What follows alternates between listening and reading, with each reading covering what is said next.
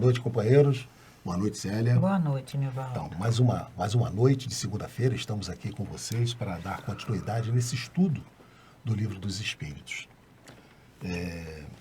A gente sempre fala, né, Célia, sobre essa doutrina espírita e gostaríamos de convidar vocês para participarem dos outros estudos aqui da nossa casa também. Temos outros estudos em andamento nos outros dias, na semana toda, né? Temos atividades, horário de Maria, e que vocês estejam sempre conosco, também apreciando. E além dos nossos estudos presenciais, né? Estudo do Livro dos Espíritos, do Evangelho, o que é o Espiritismo, o ESD e outros estudos que a casa oferece para todos nós. Porque o estudo da doutrina espírita, Célia, é uma condição sine qua non. Um dos primeiros livros de Allan Kardec, que é o livro O que é o Espiritismo, que eu acho que eu recomendaria a todos, né, que tivessem um livro fininho, mas é um livro muito interessante, fácil de leitura. Ele, nesse livro, ele coloca a todo momento da necessidade do estudo da doutrina espírita, para que a gente possa entender. Nesse livro, Kardec tem, assim, entrevistas, embates, né, com um padre, com um cético, com um sábio. Então, um sábio seria o intelectual, né? Então, o cético, por exemplo, que é aquele que não acredita, Kardec repete para ele. Ele formula uma série de perguntas que nós questionamos. Que nós formularíamos também. E Kardec, então, coloca para ele que, para que ele possa... Porque o cético, Célia, ele tem uma teoria própria dele, de entendimento, de convencimento de que aquilo não existe. Então, Kardec diz para eles, olha, você precisa estudar. Porque como nós podemos dar uma opinião sobre um determinado assunto sem que a gente nos aprofundemos nele? Como é que eu vou falar sobre uma questão meteorológica se eu não tenho conhecimento para isso? Claro. Então é o que Kardec nos fala sempre da grande importância do estudo, para que a gente possa realmente... eu estudei, eu não concordo, ou eu concordo por isso, por aquilo... Ou seja, aprofundar o entendimento. E Kardec também nos fala isso, no momento em que, seja quem for, se aprofundar no estudo da doutrina espírita, ele não tem outra condição que não seja de entender, de aceitar, pelo ser convencido, mas ser convencido pela razão. Porque o Espiritismo, a gente sempre fala, ele surgiu como uma ciência, uma filosofia, e que deu base para essa religião, para essa doutrina de vida que ela apresenta para nós. Nós vamos fazer a nossa prece para que a gente possa dar início ao nosso estudo. Vamos então agradecer a Deus essa oportunidade de mais uma vez estarmos aqui reunidos, agradecer a essa equipe de espíritos do plano espiritual que já providenciou, já planejou todos os acontecimentos, já está sob o comando e nos orientando para que a gente possa, nesse momento, levar para vocês o nosso melhor entendimento. Pedindo sempre a Deus e agradecendo essa oportunidade, porque sabemos das nossas limitações, das nossas dificuldades. Então, temos que estar sempre nos colocando ao lado desses amigos espirituais, para que eles possam nos conduzir, nos intuir, nos inspirar, sempre no melhor caminho, nas melhores decisões que nós tenhamos que tomar em nossas vidas. Que Jesus nos abençoe e nos proteja sempre. Graças a Deus. Como a gente sempre faz, né, Célia, para dar início ao nosso estudo, nós vamos ter aquele momento da nossa reflexão. Vai ser colocado para vocês na tela e hoje nos diz assim: às vezes nos preocupamos tanto com o que precisamos que esquecemos de aproveitar, e eu acrescentaria aqui, agradecer o que já temos. Então, essa reflexão fica para que a gente possa vivê-la. Porque, Célia, a gente vive hoje num mundo tão consumista que a gente hoje compra pelo simples prazer de comprar. A gente adquire aquilo e a gente já está pensando na outra coisa sem aproveitar o que nós já temos, sem agradecer o que já nos foi dado. Você, essa mensagem, essa reflexão, você estava lendo, eu estava aqui pensando. A gente reclama que o mundo está acelerado, né? Mas o aceleramento está nos nossos pensamentos, nos nossos querer. Olha a vida, a dinâmica da vida, né? Como ela se desenrola. Com o advento da internet, é tão fácil comprar, não é? É verdade. É tão fácil consumir. Alguns cliques ali na tela do celular, você adquire. Que aí quando chega aquilo que eu queria tanto, aí na semana seguinte está chegando outro que eu já não quero, aquele lá eu já esqueci. E o outro, e o outro, e o outro. E a gente esquece de aproveitar e de agradecer o que temos. Porque a gente faz dessa vida uma roda que ela gira cada vez mais com mais intensidade. Então, a finalidade desses nossos lembretes de início é para que a gente recebe, na verdade, né, Célia? Nós recebemos esses panfletozinhos e a gente seleciona uns para dividir. Que fala mais alto em nós e a gente traz, né, para dividir com vocês. Quantas vezes nós nos preocupamos, né, nos pegamos preocupados, sofrendo por aquilo que a gente deseja. E a gente, às vezes, tem tanta coisa que a gente não agradece, não aproveita, está lá no cantinho da gaveta ou está no cantinho do nosso armário, mas a gente está vivenciando o desejo de querer o novo. Mas, Onivaldo, isso não é uma coisa ou outra, não. Isso são muitas coisas. Se nós pararmos, nós vamos ver que nós temos muitas coisas do que precisamos, né, Sérgio? Que esquecemos, nem lembramos que temos, mas nós continuamos procurando. Que a gente possa fazer uma reflexão e trabalhar um pouco esse nosso ímpeto de comprar, de consumir. Esse consumo. Vamos aproveitar mais o que temos. Perfeito. E aí, a gente... vocês podem pensar que nós dois somos assim, né? O exemplo de não consumo, mas não é não. Essas reflexões, elas são escolhidas por nós porque elas falaram alto em nós. Perfeitamente, é isso que eu ia dizer. Nós trouxemos ela porque se nós já tivéssemos resolvido essa questão, ela não falaria nada para nós. Nada. Então, por que escolheu? Porque ela fala alguma coisa para a gente. Ela nos traz essa sensação, essa vontade de trabalhar isso. Então, vamos dividir com vocês. A gente aproveita para falar um pouco mais sobre ela. O Nivaldo falou agora, porque ela fala a palavra que ele usou agora, que ele é terapeuta, então Sim. Ele é muito assim educado, muito polido. Entende? Ela não fala pra gente, não. Ela grita com a gente. Por isso ela foi escolhida. Então nós escolhemos para dividir com vocês, né, um pouco desse trabalho que a gente tem que fazer interno, né, Sérgio? É um trabalho de cada um de nós.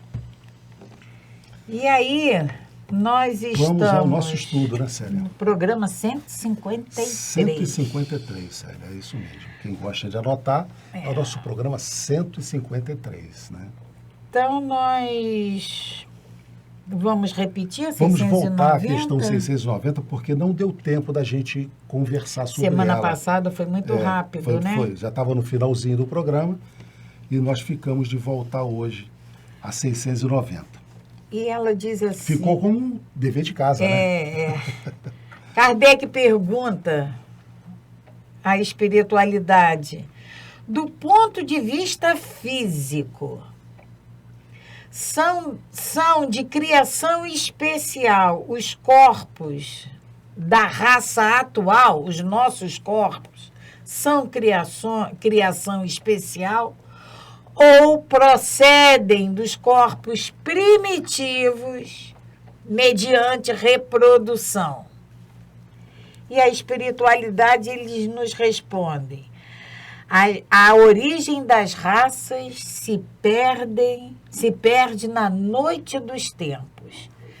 É uma maneira da espiritualidade virar para a gente e falar assim, não dá para dizer para vocês, começou aqui. Não tem. Então, a origem das raças se perde na noite dos tempos. Como todas as raças, como todas pertencem, porém, à grande família humana. Família só tem uma, é a família humana. Qualquer que tenha sido o tronco, qualquer que tenha sido o ponto inicial de cada uma, elas puderam aliar-se entre si e produzir tipos novos. É a lei de reprodução. Então, esse aperfeiçoamento, né, Célia? Faz parte da lei divina. O tronco é um só da raça humana. E aí, esse alinhamento entre esses vários tipos faz com que surjam tipos novos. Evolução. Porque antes não existia só a raça branca e a negra. Nós dávamos esses nomes. E aí, como é que tem o mulato, o moreno? Esse alinhamento faz produzir novos tipos. Questão 691. Qual é, do ponto de vista físico, o caráter distintivo e dominante das raças primitivas? Novamente, Kardec insiste, qual é do ponto de vista físico. Não estamos falando aqui em espírito. Do ponto de vista físico, o caráter distintivo que distingue e dominante das raças primitivas. Então, eles vão nos responder. Desenvolvimento da raça bruta em detrimento da raça intelectual. Então, aquelas raças primitivas, elas tinham muito mais a parte física desenvolvida do que a intelectual. Por quê, Célia? Porque eles precisavam ter força física para caçar. Eles eram nômades, né? Então, mudavam de lugar para lugar. Exatamente. Então, está entendendo a pergunta de Kardec? Qual é, do ponto de vista físico, o caráter distintivo dominante das raças primitivas? Eles nos dizem que o desenvolvimento da raça bruta em detrimento da força intelectual. Eram mais força física do que intelecto. Agora, dá-se ao contrário. Na atualidade, de um tempo para cá, com a evolução do planeta, dá-se o contrário. O homem realiza mais pela inteligência do que pela força do corpo. E, todavia, faz 100 vezes mais porque soube tirar proveito das forças da natureza, o que não fazem os animais. Então, vamos imaginar, Célia, na época lá das cavernas, do homem embrutecido, que eles precisavam caçar, que eram nômades, usavam muita força física, mas usavam pouco intelecto. E aí as raças, nós fomos nos aperfeiçoando, fomos evoluindo. Hoje, a gente tem uma raça que usa mais o intelecto. Então, o homem criou máquinas. Não é verdade? Não é? O homem criou máquinas. Ele se desgasta menos, mas ele produz mais. Antes, o trabalho era braçal, mas hoje o trabalho são das máquinas. Então Você você imagina veja... uma retroescavadeira trabalhando. E quantos homens eram necessários para fazer o mesmo Aqui, é o trabalho? mesmo trabalho. E o tempo que se é gasto. Nós tivemos um período da nossa história que foi a Revolução Industrial. Industrial, Revolução Industrial. Em que as montadoras de veículo, né, que representam uma grande... tinham lá uma quantidade de veículos sendo produzidos por dia e hoje são milhares. Porque tudo virou máquina. Né? Então, é exatamente isso que Kardec diz. Hoje o homem, ele usa mais a inteligência. Nós temos aí a hidrelétrica, que usando a inteligência, a força das águas, e vai por aí afora. Para onde a gente olhar hoje, nós vamos ver a inteligência do homem sendo utilizada para o seu conforto, para o seu menos trabalho, o trabalho físico. Vamos pensar nos nossos meios de... Transporte? Transportes fluviais. Sim. Era no remo, era na força bruta, e hoje? Quer dizer, essa força intelectual veio substituir aquela força física. Né? Exatamente. Então... Aí, na 692, Kardec pergunta: será contrário à lei da natureza o aperfeiçoamento das raças animais e vegetais pela ciência?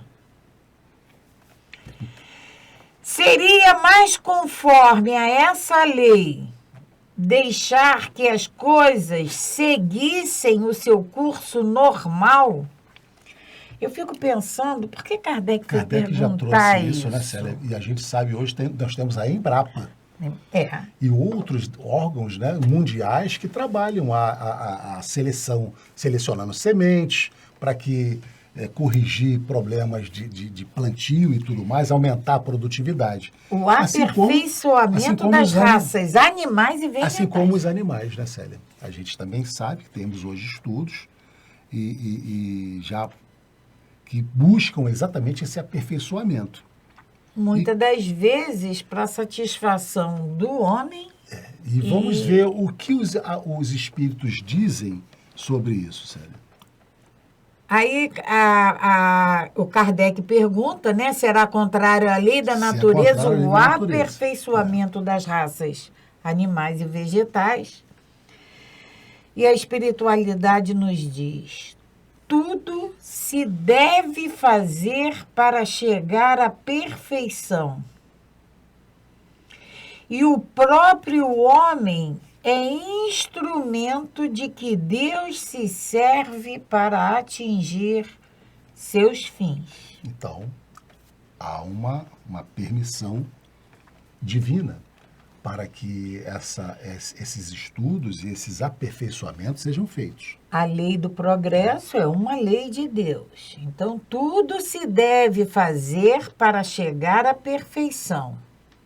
E o próprio homem é instrumento de que Deus se serve para atingir seus fins. Sendo a perfeição a meta para que tende a natureza, favorecer essa perfeição é corresponder às vistas de Deus. Então, o motivo, o objetivo desse aperfeiçoamento, que é para chegar à perfeição, é consentido por Deus? É consentido por Deus. Aquele estudo que é feito para que daquele mesmo a terra plantada se dobre a produção, selecionando sementes, é permitido. Da produção animal, é permitido. E aí, a gente deve estar pensando em milhões de coisas. Mas aí vem a questão 692A. Geralmente, os esforços que o homem emprega para conseguir a melhoria das raças nascem de um sentimento pessoal e não objetivam, senão o crescimento de seus gozos. Isso não lhe diminui o mérito? Então, Célia, Kardec está perguntando o seguinte, geralmente o que motiva esses estudos para se aumentar a produtividade é com os fins lucrativos. Fins lucrativos. Fins lucrativos e fins que vão lhe proporcionar prazeres. Então, a Revolução Industrial, a intenção era de se produzir mais carro no mesmo período de tempo, gastando-se menos mão de obra. Era com fins lucrativos? Sim. E aí? Qual é a resposta dos espíritos? Isso diminui o mérito? Kardec pergunta. Exatamente. Isso diminui o mérito? E a espiritualidade responde: que importa seja nulo o seu merecimento, desde que o progresso se realize. Então, que nós vamos entender? Que importa seja nulo o merecimento. Merecimento de quem? Que importa seja nulo o seu merecimento, desde que o progresso se realize. E continua a espiritualidade. Cabe-lhe tornar meritório pela intenção o seu trabalho. Ademais, mediante esse trabalho, ele exercita e desenvolve a inteligência. E sob esse aspecto é que maior proveito tira. A gente não pode esquecer aqui dessa palavra, a intenção do trabalho. Sabe o progresso vai existir, porque é lei de Deus. Mas o homem precisa exercitar a sua inteligência, precisa desenvolver a sua inteligência. E é nesse trabalho de conseguir essa melhoria, é nessa busca de melhoria que ele desenvolve a sua inteligência. Mas ele faz isso, como Kardec pergunta, para o seu próprio gozo. Mas ele tá atendendo. Nosso Pai está permitindo que isso aconteça, porque ele atende a uma finalidade útil, que é a melhoria. A intenção, o merecimento, a intenção que ele tem vai gerar ou não o seu merecimento. É isso que a espiritualidade está aqui nos dizendo. É importante? É importante. Deus permite? Permite.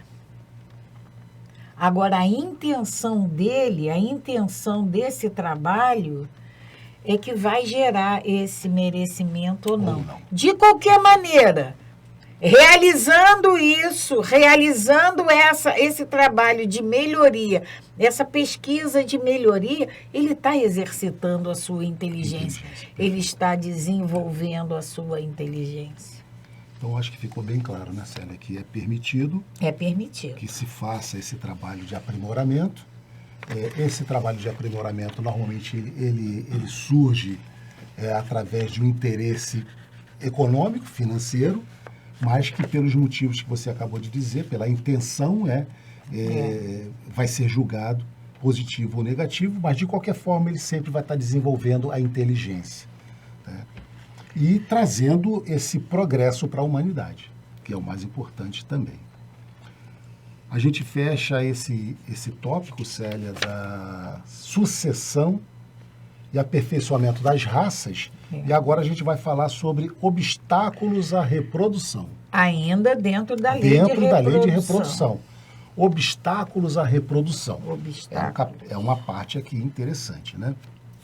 Kardec vai perguntar aos espíritos: as leis e os costumes humanos que têm como objetivo ou efeito criar obstáculos à reprodução são contrários à lei da natureza? E aí vamos raciocinar em cima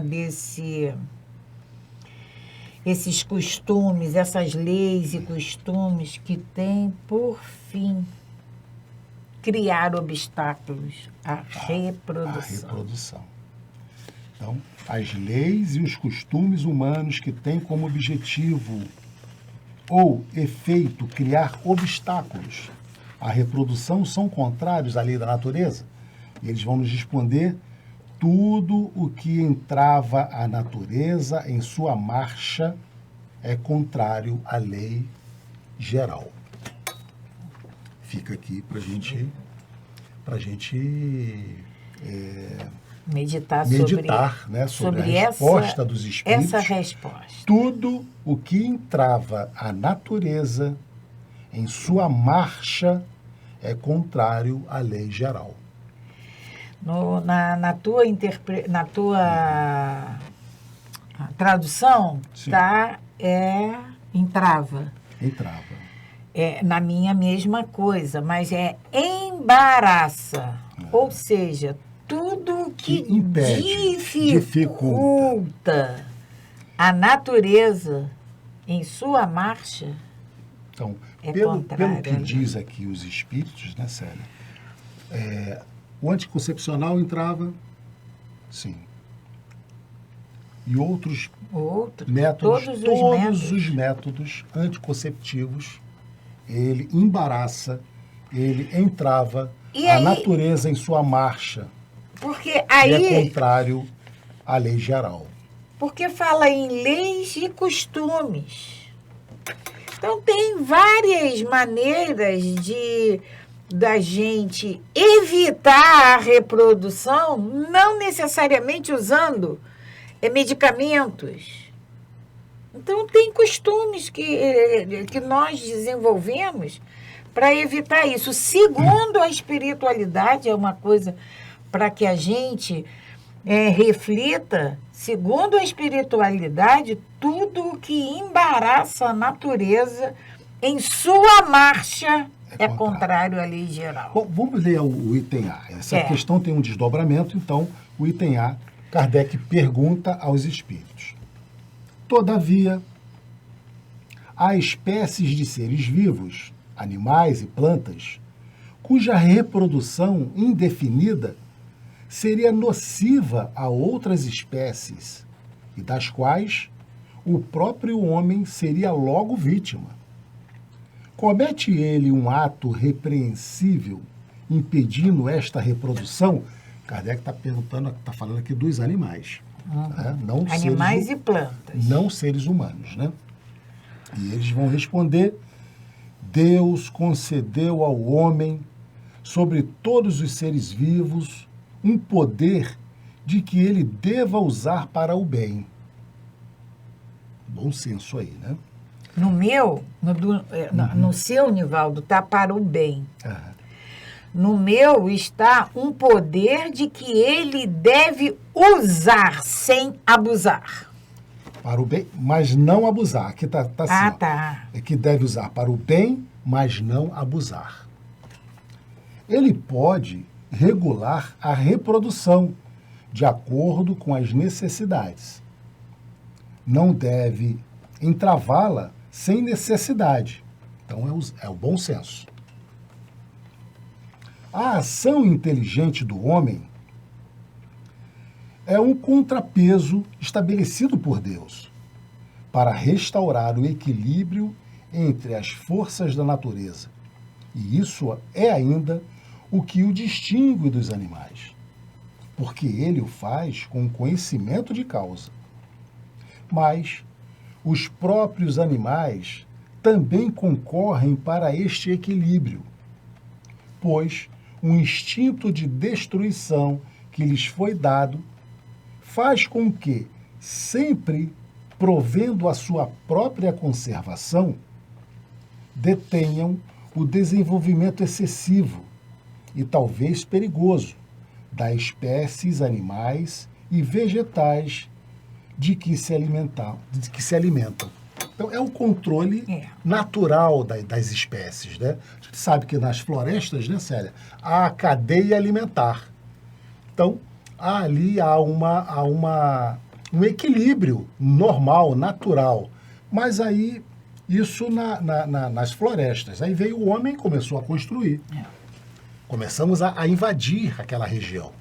E muitas das vezes a gente pode ter situações e já tivemos aí, né, e de vez em quando aparece, de invasões de cobras, de outros animais, porque nós estamos dentro do habitat dele, eles foram encurralados. Como é que vai fazer? A cadeia alimentar que equilibrava se danificou. Então, nesse caso, é necessário... Esse equilíbrio foi desfeito. E a pergunta de Kardec, ele fala na reprodução indefinida de algumas espécies, né? E aí, no final, Kardec pergunta, pratica ele, o homem, ato repreensível impedindo essa reprodução? E a resposta da espiritualidade é bem clara. Deus concedeu ao homem, sobre todos os seres vivos, Deus concedeu ao homem, sobre todos os seres vivos, um poder de que ele deve usar sem abusar. Usar para o bem sem abusar, exatamente. É o bom senso. É o bom senso. E aí, olha só, Kardec pergunta na 693 sobre as leis e os costumes humanos. E aí, na 693, ele fala dos animais e das plantas. E na 964, ele volta a perguntar que se deve pensar dos usos cujo efeito consistem em obstar a reprodução para satisfação da sensualidade. No meu está assim, né, Célia? Que se deve pensar do uso que se tem de efeitos de impedir a reprodução, tendo em vista a satisfação da sensualidade. Aí ele volta lá ao ser humano. E a espiritualidade nos responde. Isso prova a predominância do corpo sobre a alma. E quanto o homem é material. Ligado, aqui tá. E quanto o homem está ligado à matéria. A matéria. Simples assim. Isso prova a predominância do corpo sobre a alma. Aí, é uma reflexão de cada um de nós. Mas a espiritualidade é clara. É a predominância do corpo sobre a matéria. E quanto nós ainda somos ligados à matéria. E essa questão, né, Célia? Se deve pensar do uso, a gente poderia usar também a mesma resposta aqui da questão de cima, né? Deus nos concedeu, ou seja, concedeu ao homem, sobre todos os seres vivos, um poder de que ele deve usar para o bem, mas sem abusar. Sem abusar. Porque a gente sabe que a sensualidade, né, Célia, a necessidade é uma necessidade fisiológica, o sexo é uma necessidade fisiológica. Então, nós não podemos simplesmente aleijá-la das nossas necessidades, né? Mas nós devemos usar para o bem e sem abusar. O problema é o que a doutrina, o evangelho, várias vezes nos diz do abuso que nós fazemos de tudo. Essa inteligência que nós temos, que nos foi concedida sobre todos os outros seres vivos, Se nós soubermos usar, o equilíbrio vai sempre se manter. Mas como nós abusamos desse dom que nos é dado, há esse desequilíbrio. E em tudo o que nós fazemos, na grande maioria das vezes, tem esse abuso. Tudo feito com equilíbrio, né, Célia? Tá tudo certo. Mas a gente abusa, como você falou. A gente abusa do açúcar e aí a gente ganha os nossos problemas aí de diabetes. A gente abusa da comida, ganhamos excesso de peso. Abusamos de tantas outras coisas e ganhamos aí, temos as consequências. Então, qual é a meta? É usar bem e sem abusar. Sem abusar. Agora um outro tópico, né? Casamento e celibato. Celibato. Sou eu que leio ou você? Sou eu? Você. Sou eu. Casamento e celibato. 695. O casamento, isto é, a união permanente de dois seres, é contrário à lei da natureza? Kardec pergunta se é contrário à lei da natureza. E eles vão nos responder: é um progresso na marcha da humanidade. Pelo contrário. O casamento, essa união permanente, é um progresso na marcha da humanidade. Essa união permanente, eu acredito que tem mais em outras perguntas de Kardec vai nos esclarecer. A 696. Que efeito teria sobre a sociedade humana a abolição do casamento? A gente precisa entender que casamento não é aquele negócio de entrar na igreja, de véu e grinalda, aquele... Não, casamento é a união de dois seres. Perfeitamente. Tá? Quando Kardec fala nesse casamento, não é esse casamento que é, como você falou, a igreja romana desenvolveu, não é isso, tá? Essa união de dois corpos. Até porque nós temos povos, né, Célia, que cada um tem o seu ritual de união. Então, repetindo a pergunta de Kardec, que efeito teria sobre a sociedade humana a abolição do casamento? Na pergunta anterior, na 695, ele diz que essa união permanente é um progresso na marcha da humanidade.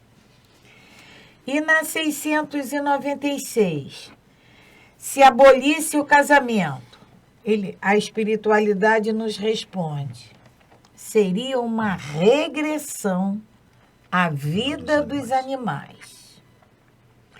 Essa união permanente entre dois seres seria uma regressão à vida dos animais. E aí Kardec nos traz uma nota. O estado de natureza é o de união livre e fortuita dos sexos.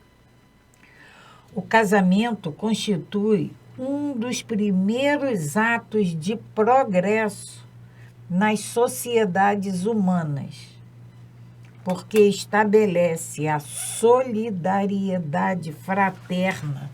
Solidariedade fraterna. E se observa entre todos os povos, se bem que em condições diversas. A abolição do casamento seria, pois, regredir à infância da humanidade e colocaria o homem abaixo mesmo de certos animais que lhe dão o exemplo de uniões constantes. E realmente tem espécies animais que Como é que a gente vai... Como é que eu vou falar? Companheiro? Não é.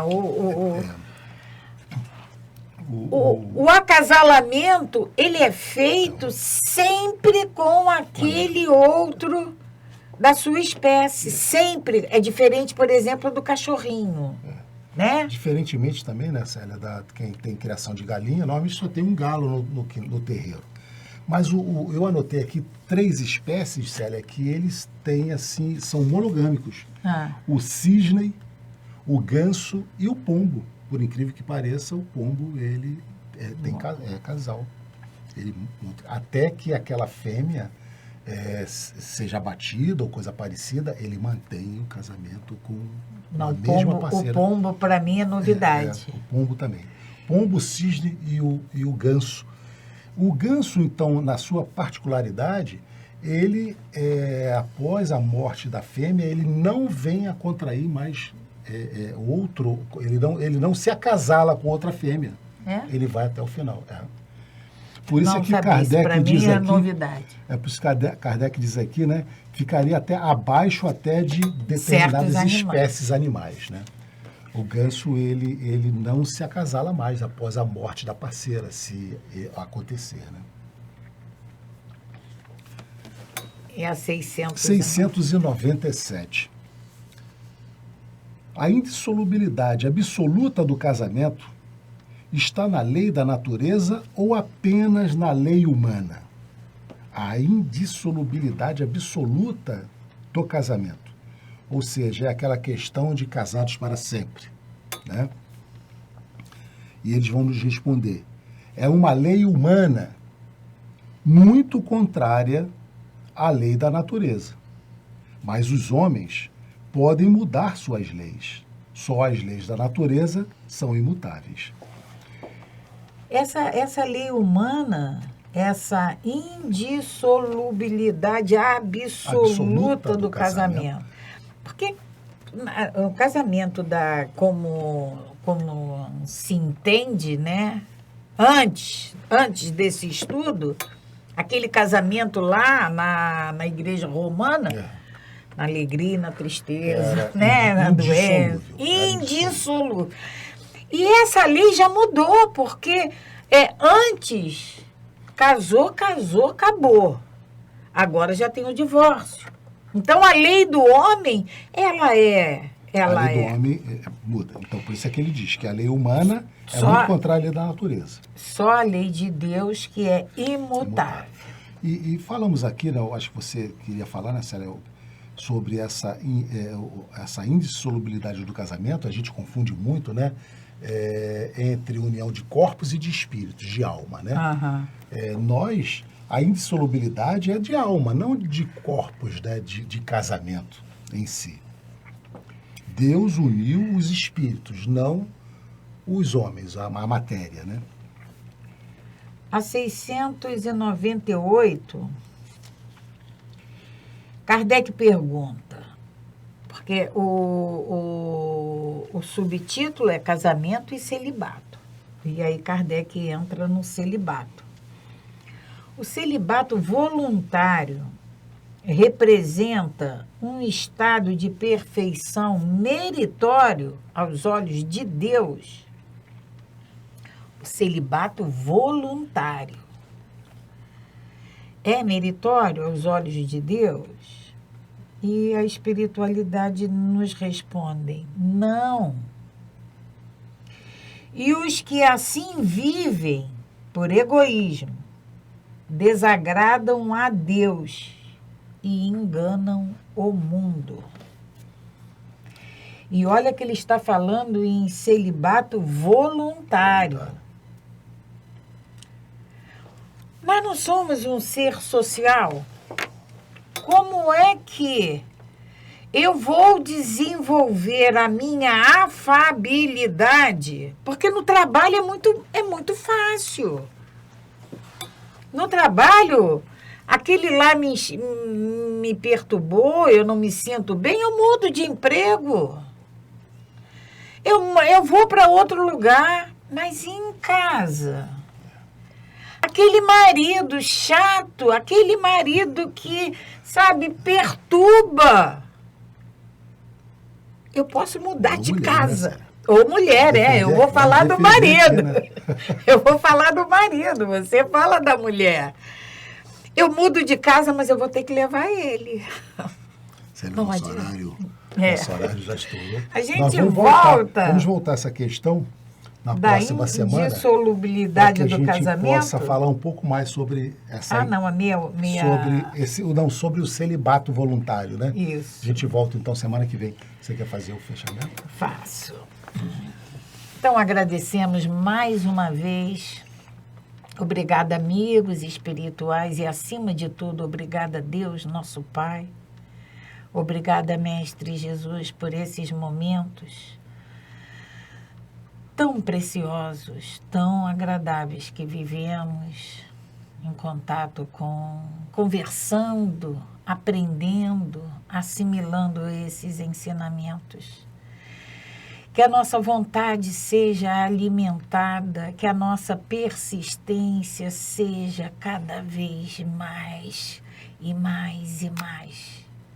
Obrigada, Mestre Jesus, e te pedimos que a tua luz ilumine os nossos passos, Mestre. Que assim seja, graças a Deus. Graças a Deus. Paz e bem, paz e luz. Paz, muita paz.